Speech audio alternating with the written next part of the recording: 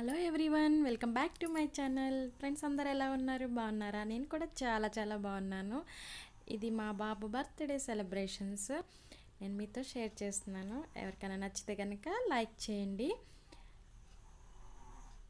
ఇది మేము evening celebrate చేసుకున్నామండి. బర్త్డే సింపుల్గా చేసుకున్నాము. ఇంతకుముందు అంతా నేను చాలా గ్రాండ్గా చేసుకునే వాళ్ళము, అంటే అందరినీ రిలేటివ్స్ని అందరినీ పిలిచి చేసేవాళ్ళము. బట్ ఇప్పుడు ఈ ఇయర్ నుంచి కొంచెం కొత్తగా చేద్దామని చెప్పి డెసిషన్ తీసుకున్నాను.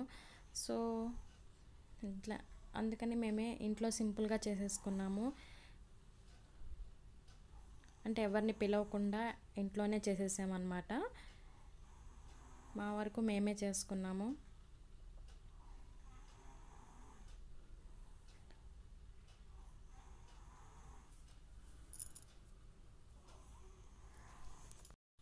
ఎవ్రీ ఇయర్ బాబు బర్త్డేకి అమ్మ వాళ్ళు, కజిన్స్ అందరూ వచ్చేటోళ్ళు.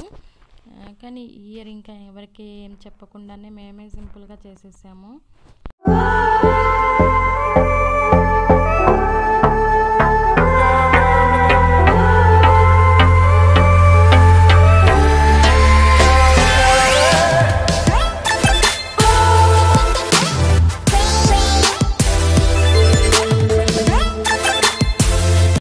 సో కేక్ కటింగ్ అయిపోయింది. మేము ఇప్పుడు బయటకు వెళ్తున్నాం, డిన్నర్ చేద్దామని చెప్పి బయట వెళ్తున్నాం. సో దానికన్నా ముందు ఒక చిన్న వర్క్ మీద వెళ్తున్నామండి.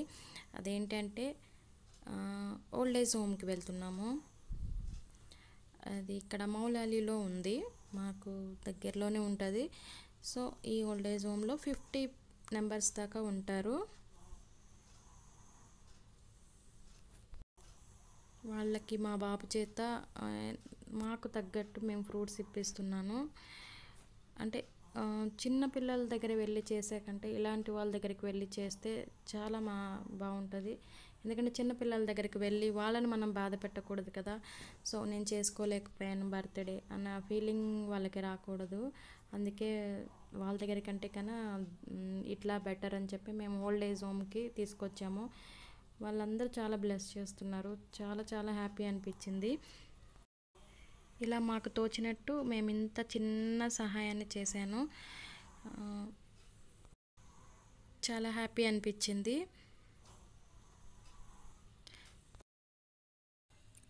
తర్వాత మేము డిన్నర్కి వచ్చేసాం. KFC దగ్గర వచ్చామండి. మా ఫుడ్ ఆర్డర్ కూడా చేసేసాం. తినేసినాక వచ్చేస్తుంటే